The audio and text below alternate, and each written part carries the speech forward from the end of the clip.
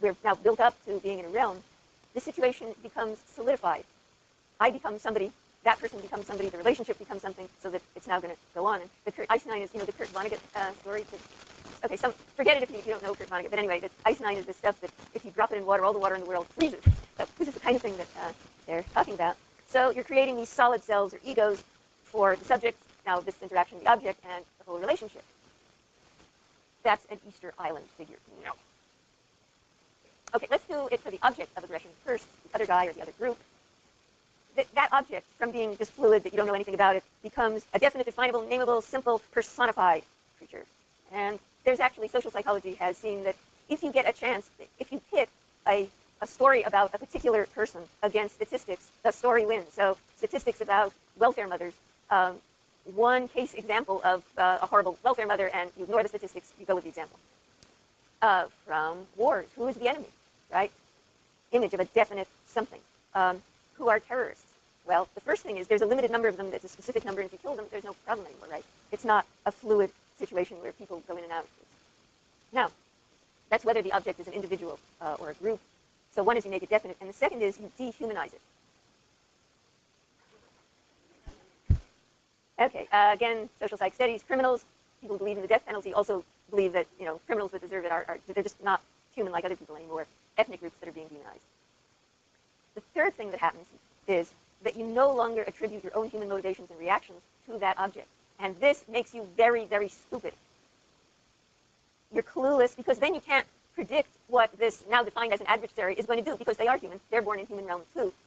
So this comes out all over. Anger is not understood. It's not understood by children. It's not understood by parents.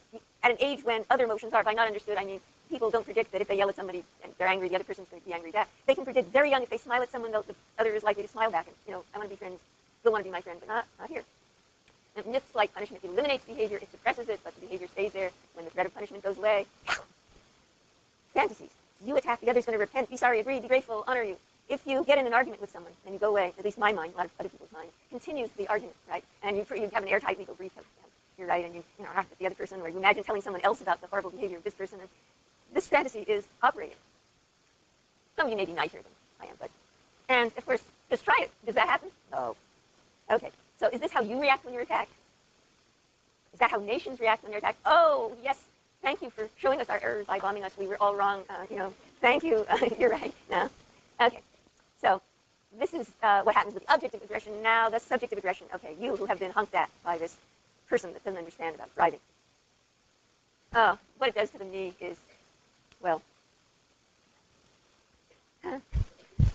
so it solidifies your own identity in the same way. And the aggressor thinks he's going to shatter your identity, but exactly the opposite happens. It cuts off self-reflection, even if you're in the wrong and you knew it, as in that example. That's what happens to the subject. Now let's look at the relationship. You can predict by now. It's going to solidify also. So there's no back and forth. There's no more diplomacy. You can look at the news for some examples of that. It dehumanizes the relationship. You don't bargain anymore. Bargaining in the sense of where the seller and the buyer talk to each other. Realtors know about this. If the seller and the buyer get into one of these aggressive relationships, boy, it's no more.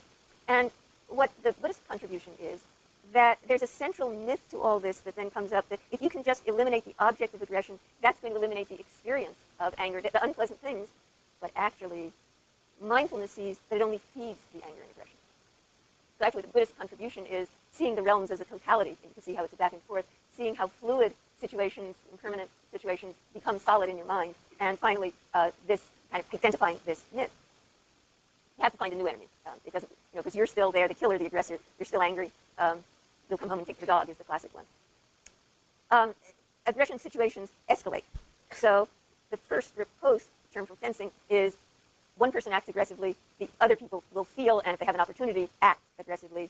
And not only that, but we feel they should. So Gergen did a whole series of studies where he had paper and pencil descriptions of situations, and he'd bring them into dormitories and say, okay, if your roommate does this, what should you do? What would a good self-respecting person do? And if it's an aggressive thing, a good self-respecting person aggresses, and then what do you think the roommate will do? Well, they'll up the ante and vice versa until, you're stuck on your side of the room, I'm over here. Research with couples quarreling. What happens? Countries going to war. Some very detailed studies of Japan deciding to get into the Second World War and looking at the dialogue between the leaders because they recorded everything. So social psychologists have looked at that. And again, it builds of we've got to do this, All right, so what are the implications? And the response is always, well, what else can happen? Should I just be a doormat? I mean, suppose that there are these bad people that are attacking. Well, there's an alternative within the system that we're discussing, both to escalation and to doormathood. And in each realm, there's a Buddha in the iconography, including Hell Realm. Oh, this came out. Okay, so here are the realms, and you can see in each one there's a Buddha figure, and down at the bottom is Hell Realm, and you can see that a little better with the demons, doing all of this. So what does that mean?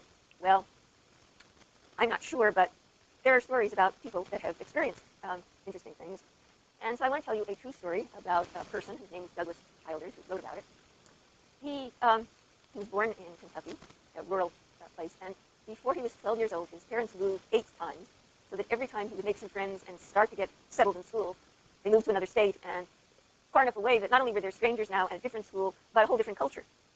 And he got very confused and kind of out of it, and wasn't very happy. And then his parents moved to a town in North Dakota that had an explosive mix. It was now 1968, the height of the Vietnam protests, and this town had both a university and a military base. Okay, imagine there's a military base in Berkeley. But unlike Berkeley, the town was on the side of the military base. I mean, it was kind of that environment. And so he comes into school. He's, not interested in any of this stuff, but he does have long hair. Long hair is a symbol. And so the kids he's 12 years old, he's in middle school, say, you cut your hair else, and he says, forget it. I'm going to have my, the or else, I wear my hair like I want to. And for 3 years, he's beaten up, he's tormented, and he gets very unhappy and paranoid, and he finally quits and wanders around the country. And what happens in those days to people doing that? He moves to San Francisco. At the age of 20, he discovers martial arts. And for the next 3 years, he trains all the time, and he has a natural talent for it. He gets very good. And he's kind of a small guy, and he doesn't look very imposing, but he's great. And he gains confidence. He starts walking around the city at night in the Tenderloin. He moves to a place in the city that's, not a totally safe neighborhood. And he has continual fantasies about all those people that beat him up when he was younger, exactly what he would do in the martial arts sense, and how he would smash them and they'd be so sorry, and also what he would do to anybody who crosses his path here. And he can, in fact, do that. He now has skill. And one night, he's walking home to his apartment in a not-so-nice part of the city, and it's 3 in the morning, he's tired, he wants to go home, and he sees 2 big guys, a few doors from his apartment. And he thinks, all right, I'm not in the mood, go away, let me in. And then they catch sight of him, and one of them is holding a lead pipe, and he hears the ping as the guy hits it against the side of the building, and that guy nudges the other one, and they're waiting for him. All right, adrenaline, this is his chance, finally, to get revenge for his whole miserable life. This is his opportunity. He's walking along, thinking with great clarity exactly what he's going to do to them. He's going to throw his keys in the face of the one with the pipe, and then he's going to, he knows what to do. He's going to smash both of them, and he'll be lying there. You can see it now bleeding out of the mouth and the eyes with their organs smashed, and there, And then, suddenly, something happens to him. The realization struck him that he had the power to injure these strangers, but not the power to heal them. And he feels a revulsion and grief and remorse about what he's about to do. And the whole scenario that he's been visualizing for years suddenly doesn't make any sense, and these are his words. I now approached them with a kind of bemused bewilderment. My mind had shifted to an expanded perspective, from which our little drama seemed utterly ludicrous. We 3 fools stood there among billions of people on Earth, trapped in a silly game. He sees the realm as realm. It was obvious to me that we had no idea why we were doing this or even how we got on this planet. We'd never met, yet we were about to engage in mortal combat as if we were enemies. It was absurd. I felt a profound, exhilarating sense of brotherhood, even affection for these 2 men. My fear and all my plans of attack simply vanished. I didn't, and this is also important, I didn't decide not to fight. The possibility disappeared from my mind in a kind of divine amnesia I can't explain to this day. I felt no fear, no sense of danger, only an absolute joyous certainty that I loved these men as brothers. Okay, so there he is. There they are. He walks towards them. They step out of the doorway towards him, one with the pipe raised, just as he had visualized. He grinned at them as if greeting long-lost friends. In his profoundly altered state, it literally never occurred to him that he was no longer in any danger, that these men, his brothers, might harm him. I was overjoyed to see them, he recalls. With a huge smile, he looked into the eyes of the young man about his own age with the pipe and said in a loud, affectionate voice, "Hey, how you doing?" The man froze like a statue with his pipe in the air. Then Doug smiled at his young friend and said, "Good evening." Doug can still see the dumbstruck looks on their faces. So they stand there. He walks on. He goes into his house, and he can hear their feet running away. And then, in his words, that event taught me there is always a higher solution to any difficulty. And when things get difficult, I look for that higher road. I came to understand, and that this power to do that is available to anyone who opens to it. the greatest power we have is our ability to make and then that kind of simple contact with other people. So, Hell Realm can be transformed. All right, next time, the other realms.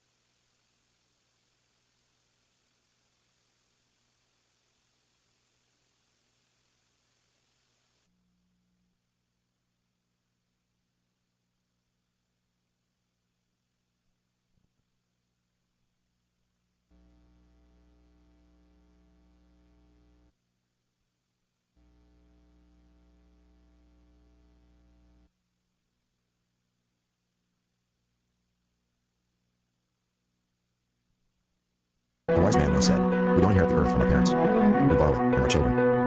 What will it be like when we return it? Will their air be polluted? Their land? Their water? Will they blame us?"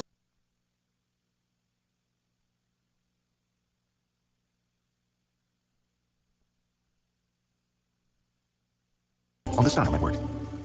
Walk into a house clean with pine saw, and you know it's